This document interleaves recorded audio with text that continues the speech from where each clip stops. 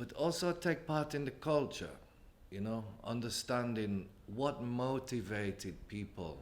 What motivated these guys? Maybe you see 10 guys behind the sound system.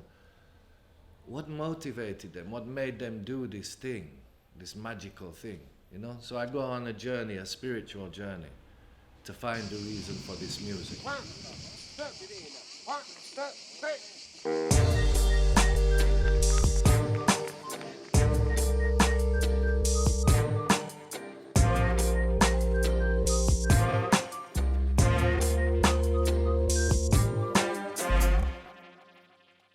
Greetings, everybody.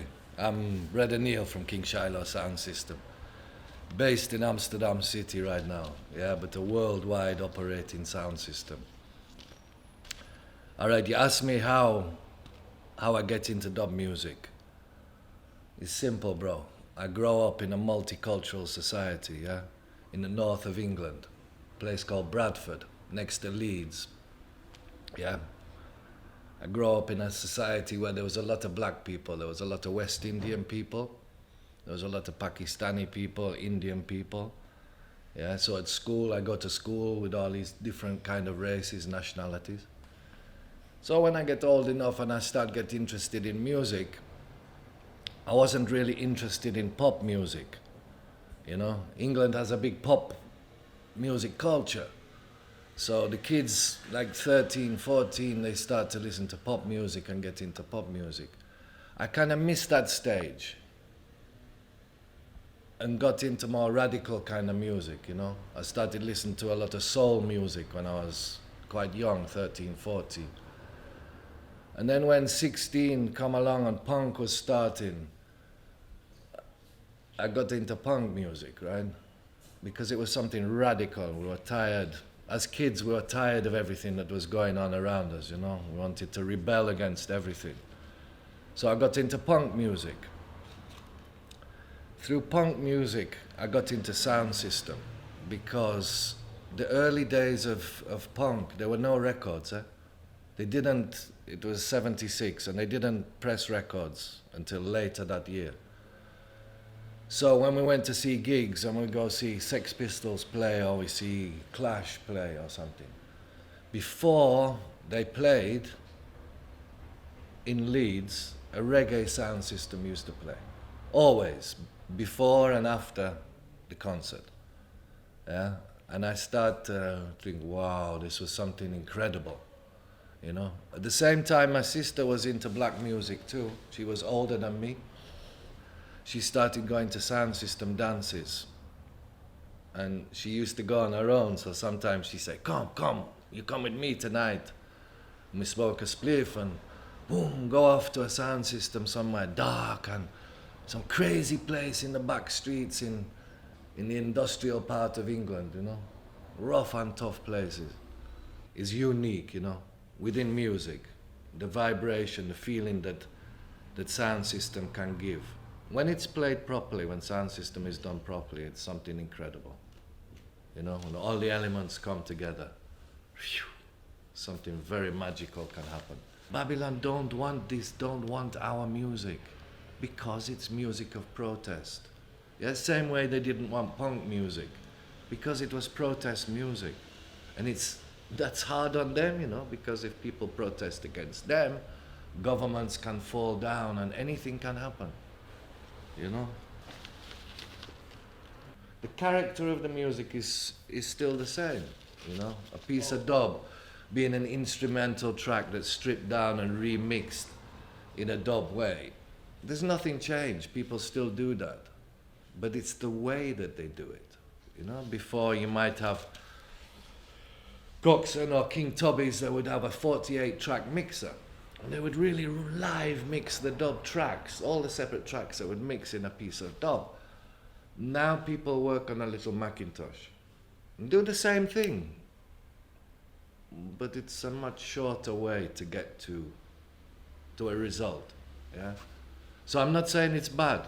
I'm not saying digital is bad, believe me, no. It's about music. It's about what comes out at the end of the process. Is that something good or is it something bad? If it's something good and it's something positive, I'm all for it. I don't care if one man makes it on a little tablet or it doesn't matter. It's the vibration of that music, yeah? That when I play that music, you get that vibration and you feel something special from that vibration, and it influences you and it inspires you, you know? That's what also for me, sound system has to be something positive. I played mono sound system for 20 more years, yeah? With a preamp. After all those years, I got tired of these machines, yeah? The preamp machine is something... It's hard to go into details about it, but it's a machine that's flexible in one way, but is not flexible in another way. Okay. The equalization of the preamp is already set for you. Yeah? All you can do is refine that equalization, make it more or a little bit less. So when I started to make this new sound system, I decided no preamp, right? Because I want to have a level playing field. It has to start flat. Yeah, and from starting flat, then we can start to build build up all the different sections until we like what we're hearing. Yeah.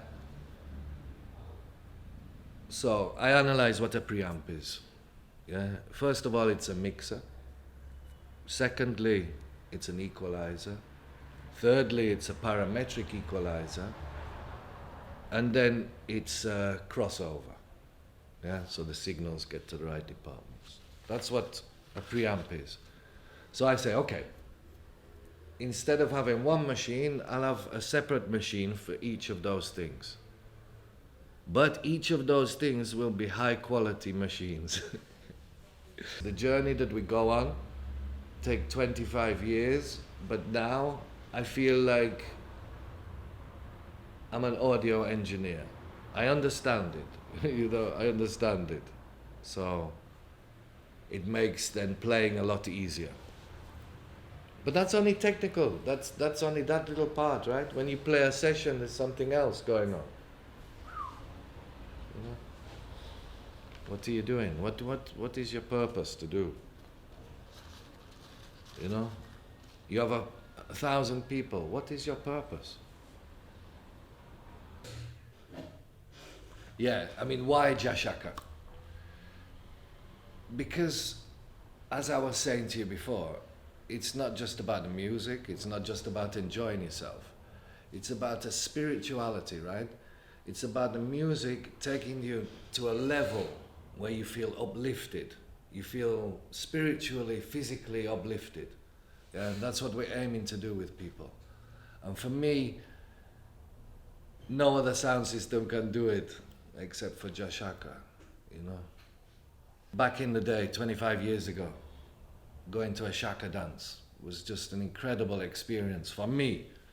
You know, that I don't see the modern sound systems don't get close to that vibe, you know.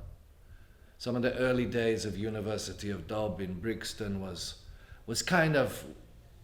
authentic still, you know, it was good. But for me, the vibe is seeing Shaka, him one on his own with his sound system all night long. No pressure from other people. No people want to fight him down. No people want to criticize. Just people come to gather around Shaka to take a spiritual experience, you know.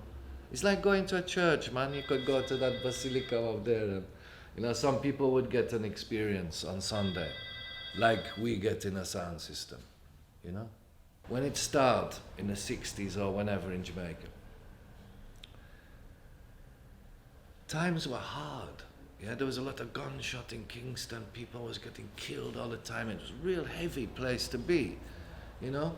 So to try and to uplift, see that word again, uplift, to try and uplift people, to make them feel better about themselves, to make them feel better about the environment that they live in.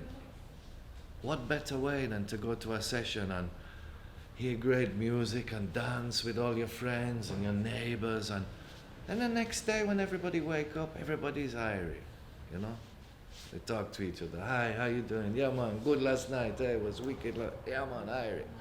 And life goes on until the next sound system, and then people get that upliftment again, that good feeling again. Yeah? I think these days, man, I'm sorry, I have to say it, you know, I don't want to be outspoken, or I don't want to say anything I shouldn't say. But the upliftment factor is disappeared a lot in the sound system. Yeah, the family is important in sound system, you know. From the beginning, from when you start from the ground going up, you have to have all your friends and people who's involved in it, because it's a heavy weight to carry, you know. So you need to distribute that weight. You realize later as you get further down the line, you know, in the beginning you want to do everything yourself, but you realize if you want to expand as a sound system, you need a producer, you need box lifters, people who don't, they just want to lift the boxes, and then when that's done, then they want to dance and enjoy themselves. We need technicians at the sound system, you know, all kind of things. But if you've got that family of people together, it's a joy to carry the heavy weight, you know.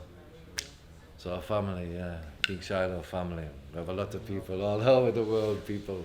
But I like Italy so much because I see a lot of sound systems in Italy, a lot of people with passion to do something and to do it right. Not to do it and change it, but to do it right, you know. And yeah, it's important. That's important, I think. If we lose that thing out of our music, the spirituality, the upliftment, we're just going to be the same as any other music, you know. Techno, whatever. It's just, you know. That's what always made our music special, because it was made by Rastafarians in the beginning, you know. People who were also on that spiritual journey themselves and want to share that journey with people. It's great, you know. It's a great thing. Me, I can testify. For me, it's a great thing.